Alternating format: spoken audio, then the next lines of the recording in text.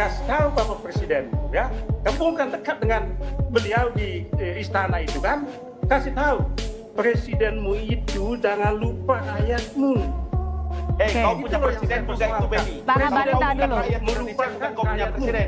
Kau DPR, kenapa ngomong kayak gitu? Bang Abalin tahan dulu. Tolong ngomongnya, Benny. Kau DPR RI. Bang Abalin. Harus kasih contoh. Contoh bicara kita, contoh nindak. Jangan kita beri contoh pada anak muda yang nggak bagus. Janganlah menjadi lalat-lalat politik yang justru mengganggu konsentrasi.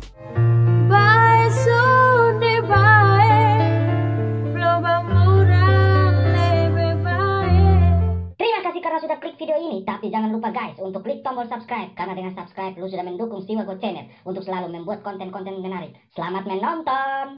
Seluruh masyarakat Indonesia yang saya cintai, saat ini kita bangsa Indonesia dan masyarakat di seluruh dunia masih terus berjuang untuk bebas dari pandemi COVID-19. Penyebaran virus masih terus terjadi. Pemerintah tidak bisa bekerja sendirian, tidak bisa menyelesaikan masalah ini sendirian. Semua pihak harus berkolaborasi, bekerja sama, saling tolong-menolong, bergotong royong untuk mengatasi ujian yang maha berat ini. Akibat keganasan virus corona di Indonesia, semestinya seluruh elemen bangsa bergandengan tangan untuk bersama-sama melakukan penyelamatan pada rakyat Indonesia. Namun yang terjadi malah sebaliknya, wabah virus corona justru dijadikan sebagai senjata oleh para oposisi untuk menyerang Presiden Jokowi. Berbagai narasi bahwa pemerintahan Jokowi gagal dalam menangani pandemi pun terus mencuat belakangan ini. Seruan agar Presiden Jokowi mundur pun memenuhi dunia maya dan dunia nyata. Mereka menganggap Presiden Jokowi gagal dalam mengatasi pandemi, sehingga mereka pun mendesak agar Presiden Jokowi mundur.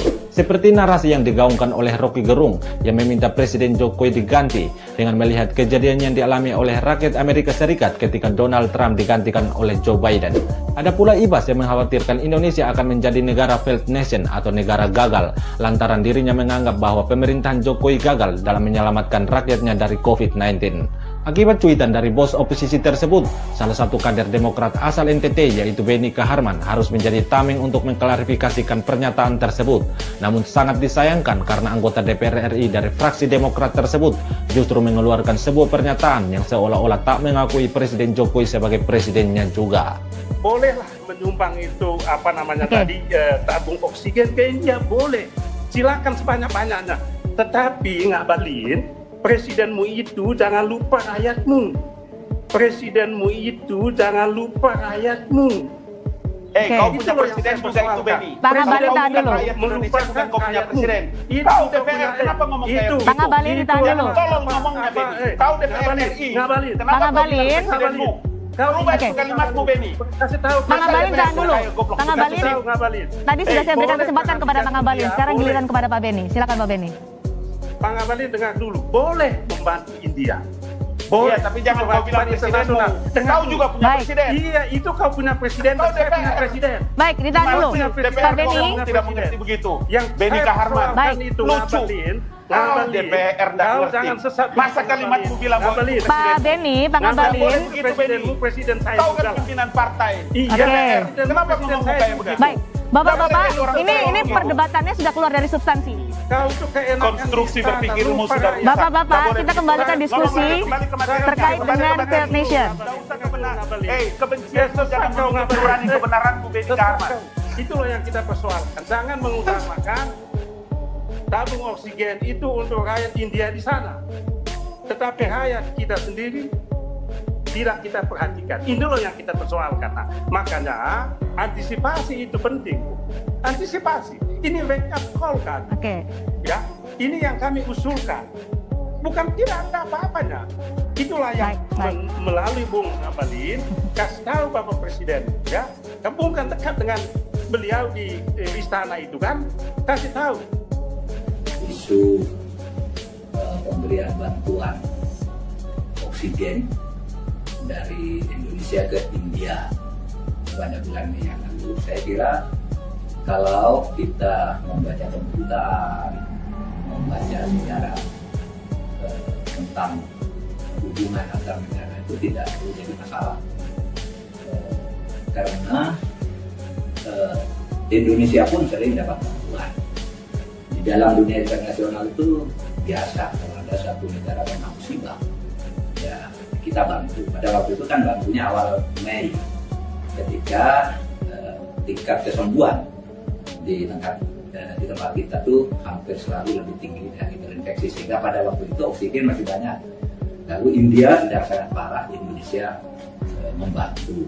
Itu biasa dalam hubungan internasional, negara-negara itu punya program-program kemanusiaan, bantuan, obat, dan makanan, itu sudah biasa. Nah, Indonesia juga kan sering dibantu ya, dalam situasi COVID ini juga ya, kita dapat bantuan. Nah, ketika Indonesia sekarang ini sedang mengalami eksponensial terinfeksi, juga beberapa negara juga sudah menawarkan dan akan memberikan bantuan. Itu biasa saja negara-negara yang bersahabat. Yaitu menolak kehadiran Jokowi di Kota Kendari, karena kita tahu sendiri di Kota Kendari ini angka kasus COVID-19 itu lagi naik. Memang harus diakui bahwa situasi Indonesia saat ini sedang tidak baik-baik saja, dan tak bisa disangkal bahwa jumlah penderita COVID di Indonesia semakin meningkat. Fasilitas kesehatan kolaps, obat-obatan dan oksigen pun menjadi langka serta mahal, dan kabar kematian pun secara nyata terdengar di mana-mana. Namun perlu diketahui bahwa menjadikan situasi dan kondisi yang buruk ini sebagai kesempatan untuk menyerang Presiden Jokowi justru merupakan sikap dan perilaku yang jauh lebih buruk dari COVID-19. Dapat juga kita akui bahwa masih ada kekurangan dalam pemerintahan Jokowi. Namun Presiden Jokowi membutuhkan masukan yang baik dalam mengatasi keadaan yang dialami oleh rakyat Indonesia saat ini, bukan malah nyinyiran, apalagi hujatan yang didasari kebencian yang bercorakan motif politik. Ya, kita untung ada seperti Pak Jokowi. Ke depan kita belum tahu gimana. Presiden boleh, berani. Nggak apa-apa, Lut.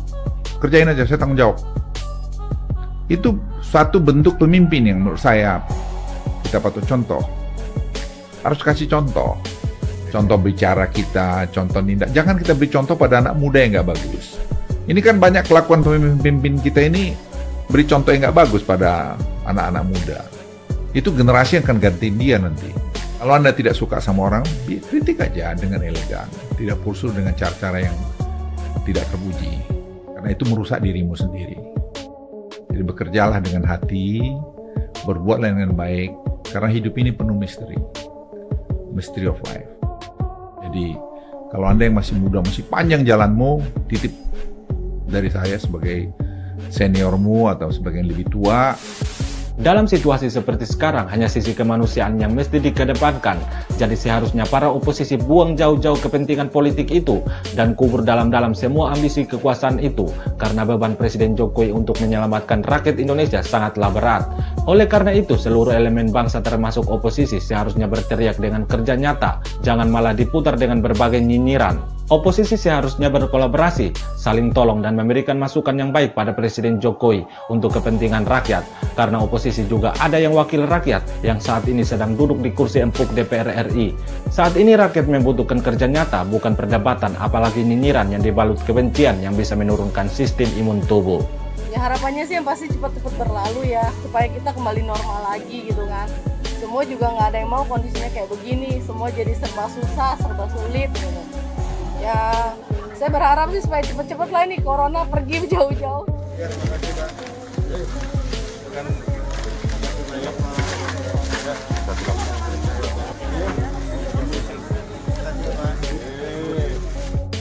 Makasih banyak ya, Pak ya. Fotoin. Tunggu Pak, gue mau foto dulu. Pemerintah bukan anti kritik. Namun untuk saat ini, marilah kita semuanya berkolaborasi, membangun sebuah soliditas. Kita semuanya bersatu padu untuk berpikir menyelamatkan masyarakat. Jangan berpikir yang lain. Mari kita sama-sama bergerak untuk pemulihan bersama. Dan KSP dalam konteks ini siap nampung berbagai pemikiran baru untuk menghadapi COVID-19 ini. Saya mengingatkan semua pihak, janganlah menjadi lalat-lalat politik yang justru mengganggu konsentrasi. Konsentrasi siapa? Mereka-mereka yang saat ini bekerja keras, bahkan mempertaruhkan hidup. Dia bekerja antara hidup dan mati. Para tenaga medis, para ASN saat ini telah bekerja keras untuk itu semua. Sekali lagi, janganlah menjadi lalat-lalat politik yang mengganggu. Hari-hari ini yang kita hadapi adalah permasalahan kemanusiaan.